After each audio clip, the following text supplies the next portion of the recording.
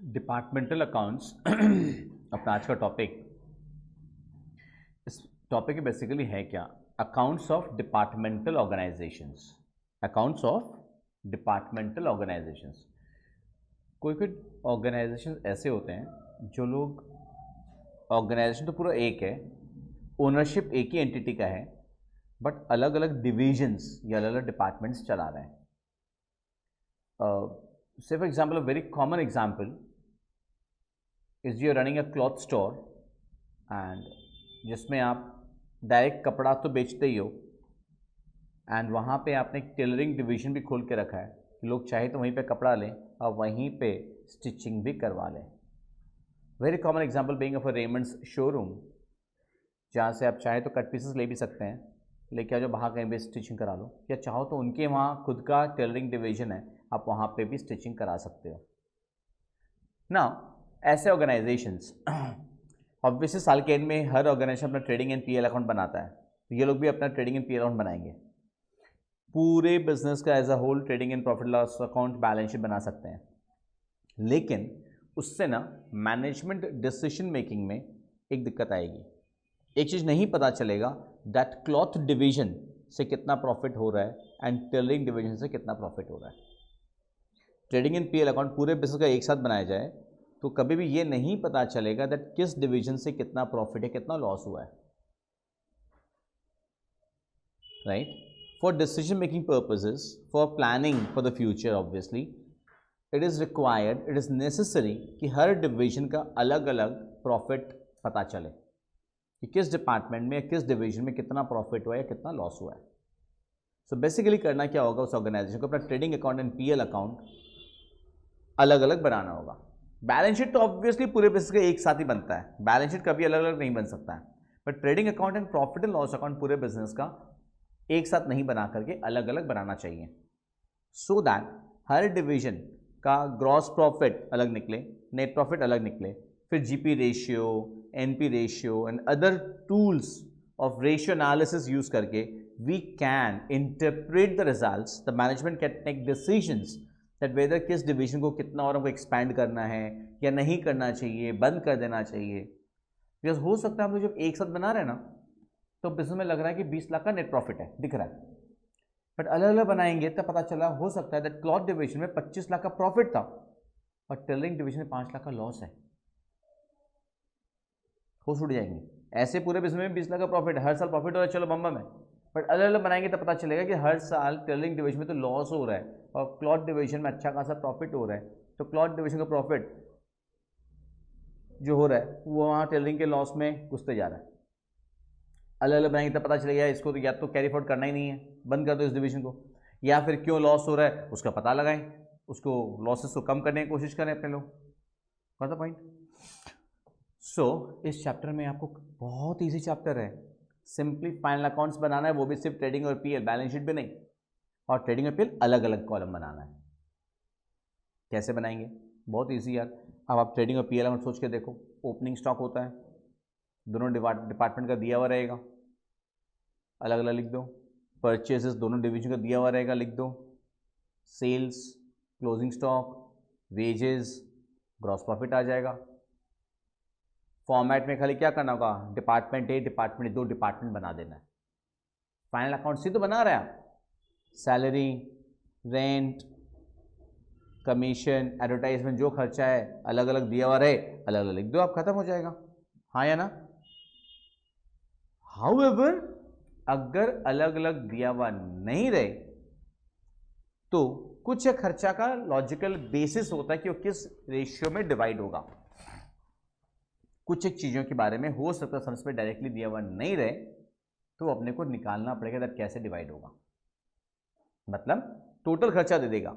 जैसे सपोज करो, एक छोटी सी बात बता पूछ रहा हूँ आपको मैं, टोटल दोनों डिपार्टमेंट का मिला के कैरेज इनवर्ड्स का अमाउंट दे दिया कि कैरेज इनवर्ड्स लगा है 10,000, डिपार्टमेंट है, डिपार्टमेंट दोनों का मिला के है। कैरेज इनवर्ड तो ट्रेडिंग अकाउंट में आता है। अब हमको तो ए और बी में अलग अलग लिखना है, कैसे डिवाइड करें, कौन से रेशियो में डिवाइड करेंगे? Carriage inwards is what? Carriage on purchases, purchase किया हुआ गुड्स का भाड़ा, अब अलग अलग नहीं दिया है तो हम लोग क्या करेंगे, परचेज का रेशियो में डिवाइड कर देंगे, परचेज का रेशियो में डिवाइड होगा, हाँ या ना? समझ में आ रहा है क्या बोल रहा हूँ मैं? ये कैरेज इनवर्ट अगर दे दी उसको कौन से रेशियो में डिवाइड कर देंगे, परचेज रेशियो।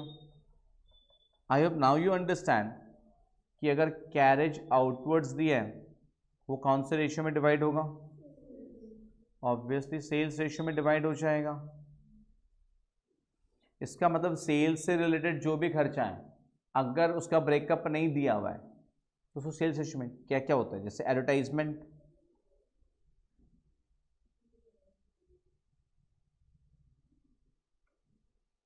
सेल्समैन्स कमीशन। कोई बता सकते हैं ऐसा एक चीज कॉस्टिंग में किसी चैप्टर में था, कुछ याद आ रहा है?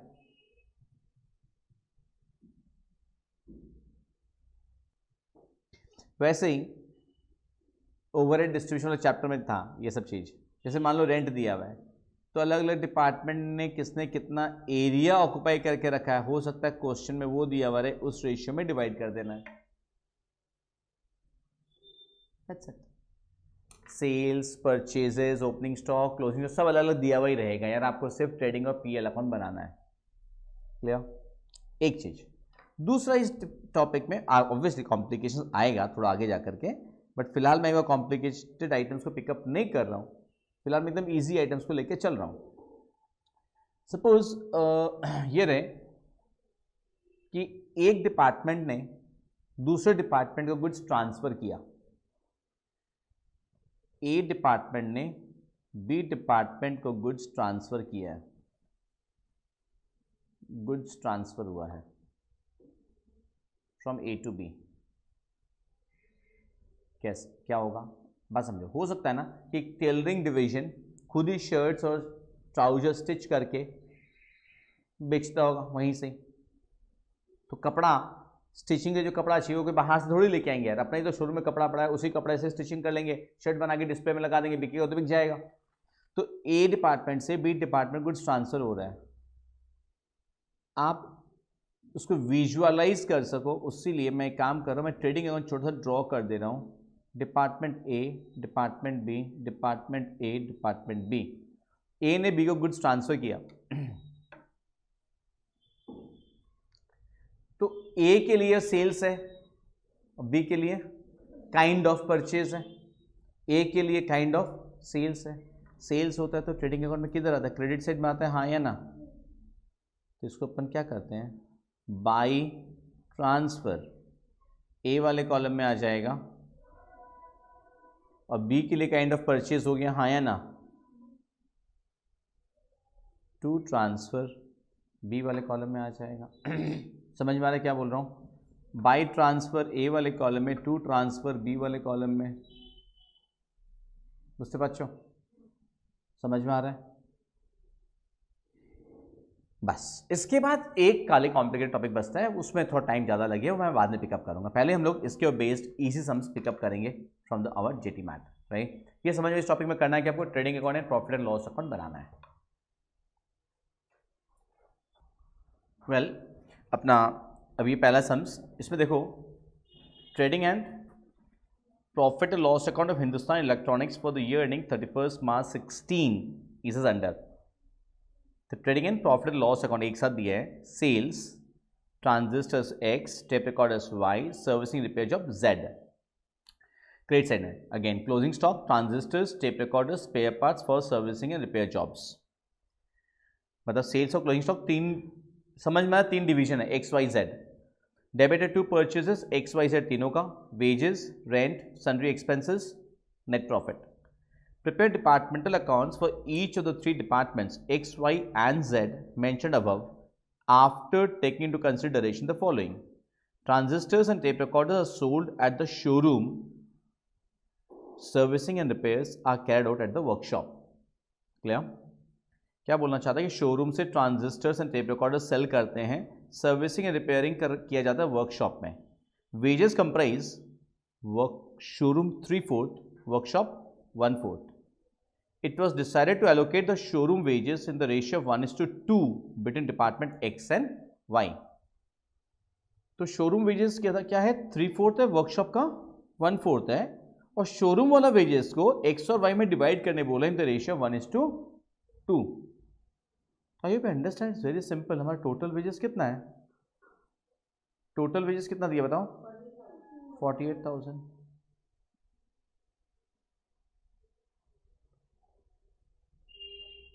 शोरूम एंड वर्कशॉप, वर्कशॉप का कितना 1/4 मतलब 12,000, शोरूम का 3/4 मतलब 36,000।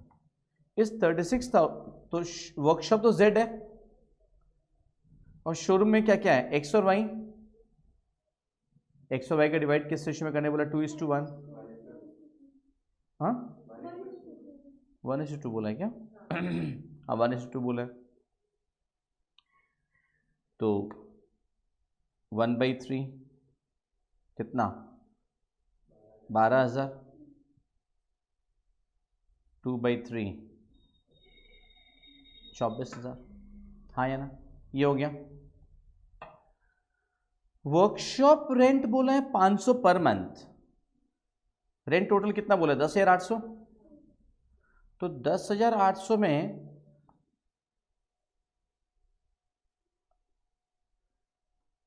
वर्कशॉप का रेंट 500 पर मंथ मतलब 6,000 हो गया ना, 500 × 12,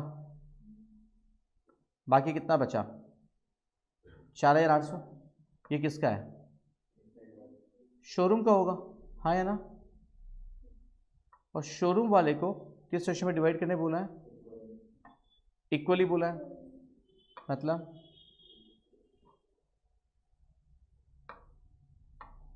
2400 आया समझ में। चलो फटाक से कॉपी कर लो, उसके बाद ट्रेडिंग एंड पीएल का फॉर्मेट बनाना है, एक्स वाई जेड 3 कॉलम रहेगा दोनों तरफ, आप चाहो तो हॉरिजॉन्टली बना लो चाहे तो नॉर्मली, राइट। स्टार्ट करो।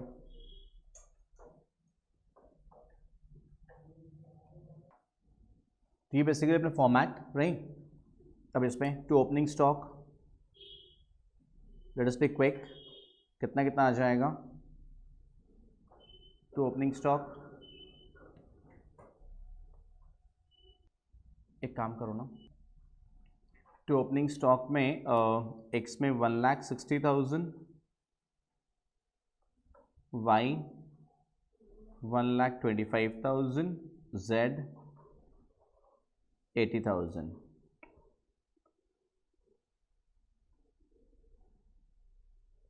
To purchases, अच्छा sorry, that was purchases ना, that wasn't opening stock, that was purchases।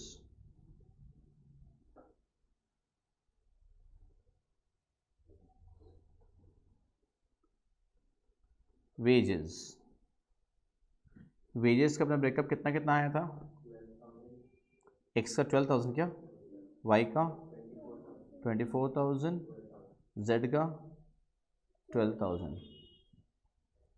उसके बाद इधर रेंट नहीं आएगा, देखो ये लोग ना, आप देखो तो ट्रेडिंग एंड पीएल एक साथ बना दिए, जीपी निकाल के नहीं किए, देखा है तो ये लोग गलत किए, बट अपने को सही करना है, अपने को ट्रेडिंग अकाउंट पीएल अलग अलग जैसे जीपी निकाल करके एक ही फॉर्मेट में करते हुए जीपी निकाल के करते हैं ना, पूरा वैसे ही करना होगा।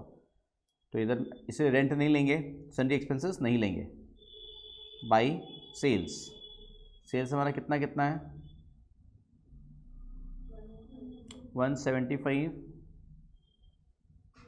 140 एंड 35।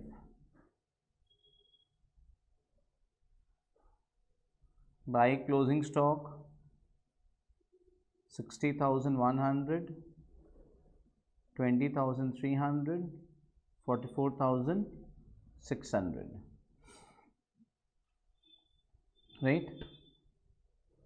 सब जो आएगा that is departmental GP carried down, departmental GP carried down.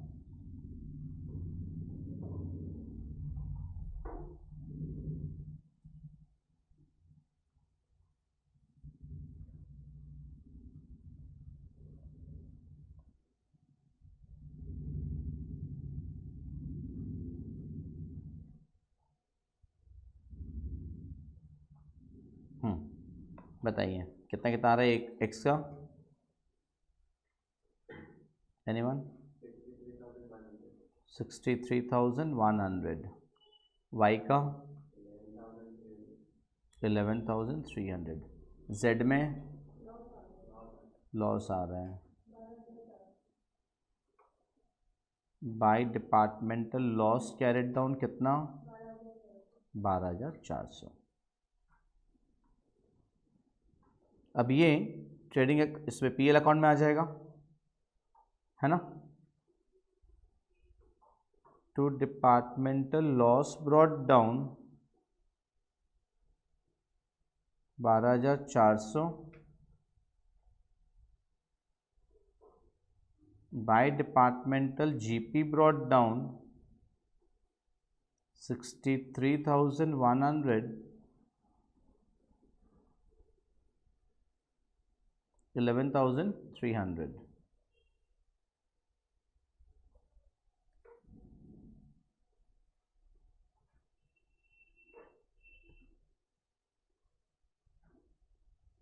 To rent,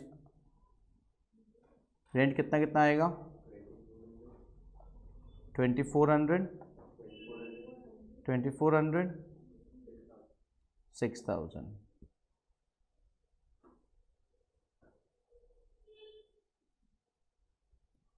sundry expenses, sundry expenses को क्या बोला है? ऑन द कौन से रेशियो में डिवाइड करने बोला? पॉइंट नंबर डी में देखो, sundry expenses are to be allocated on the basis of turnover of each department. Ratio of turnover, अभी देखो ना टर्नओवर कितना कितना था? टर्नओवर था सेल्स, टर्नओवर का क्या था? सेल्स होता है 175:140:35। इसको रेशियो में कन्वर्ट कर देखो तो क्या होगा? 1:4 5:4:1। तो सन्ड्री एक्सपेंसेस को इस रेशियो में डिवाइड करना है, 5:4:1। 5,500 4,400 1,100 आएगा। ब्रेकअप देख लो। अब नेट प्रॉफिट या नेट लॉस हो जाएगा, सम्स खत्म।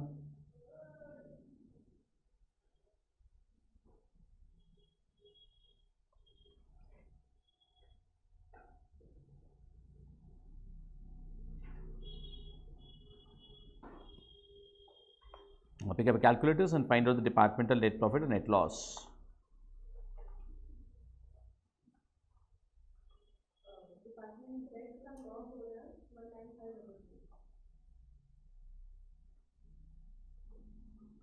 Departmental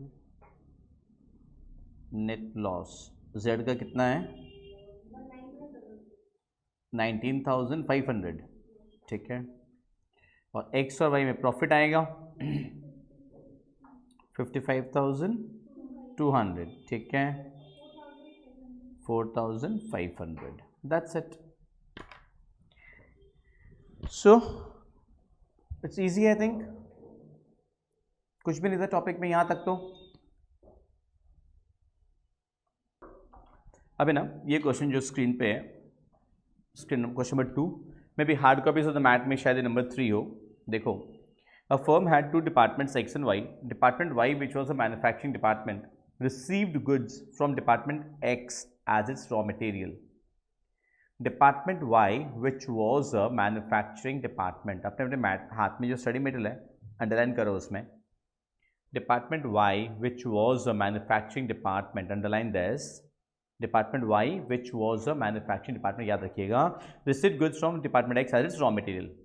department X supplied the said goods at cost price, underline, supplied the said goods at cost price. इसलिए इस समय झमेला नहीं है। अगर सेलिंग प्राइस होता है तो बहुत झमेला होता है, वो एक नया वैरायटी है, हम लोग बाद में पिकअप करेंगे। कॉस्ट पे से ट्रांसफर कर रहा है, और कॉस्ट पे अगर ट्रांसफर कर रहा है, कौन ट्रांसफर कर रहा है? एक्स वाई को दे रहे हैं, तो आपको याद होगा जिसको मिल रहा है उसमें टू ट्रांसफर, और जो देने वाला है उसमें बाई ट्रांसफर। बिकॉज देने वाले के लिए सेल्स है, सेल्स क्रेडिट साइड में आते हैं, मिलने वाले के लिए परचेज है, उसमें डेबिट हो जाएगा।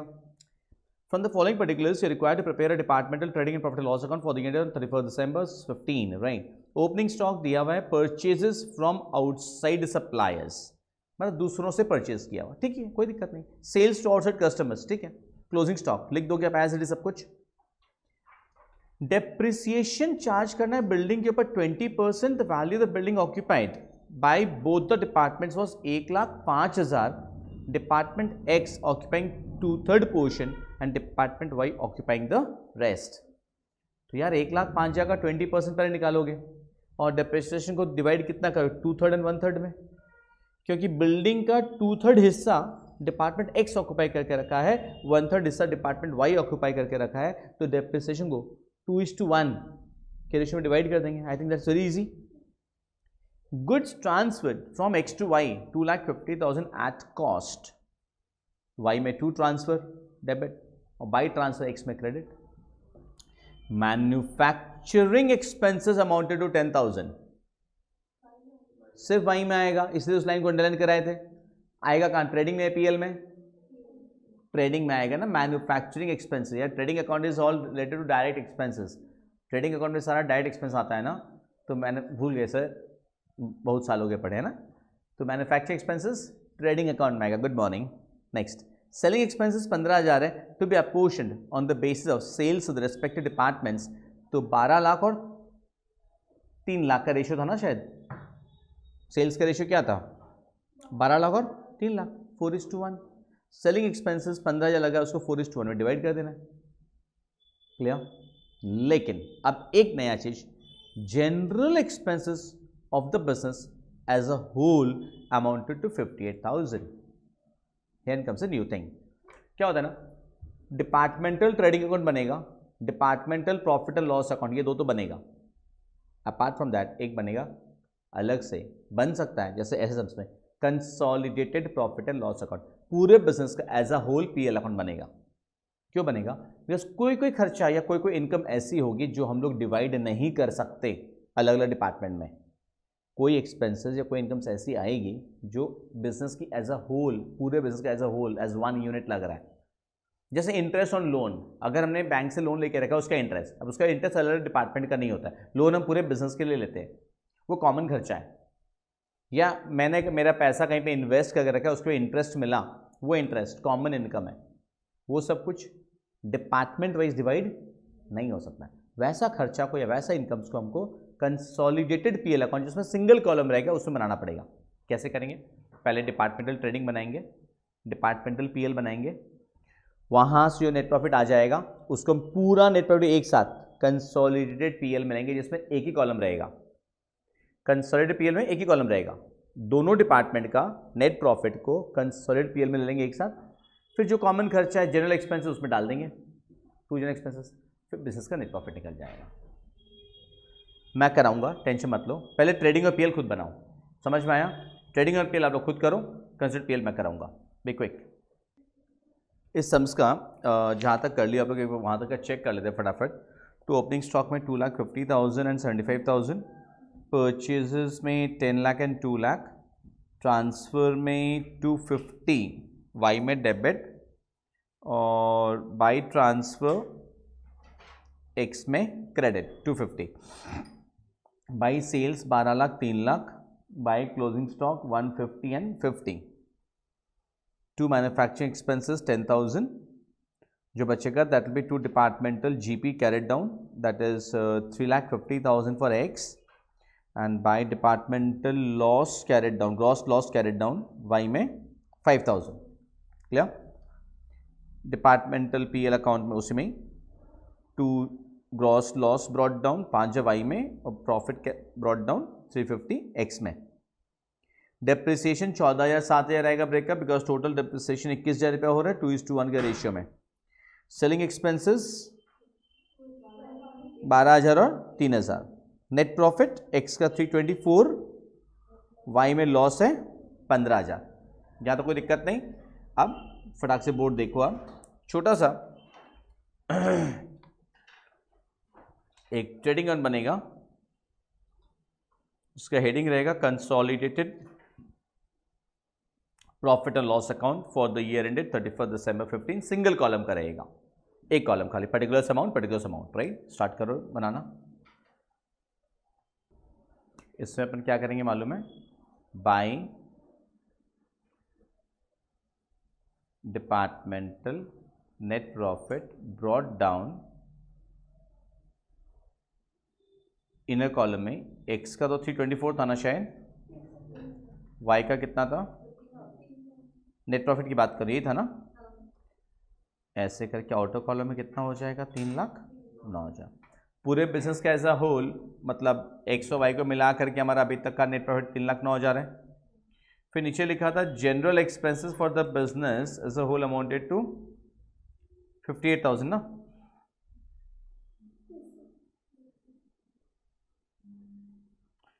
टू जनरल एक्सपेंसेस 58,000 जो बचेगा अब वो to net profit carry down लिखेंगे उसको, बस इतना ही है। Correct, net profit carry down 2,51,000।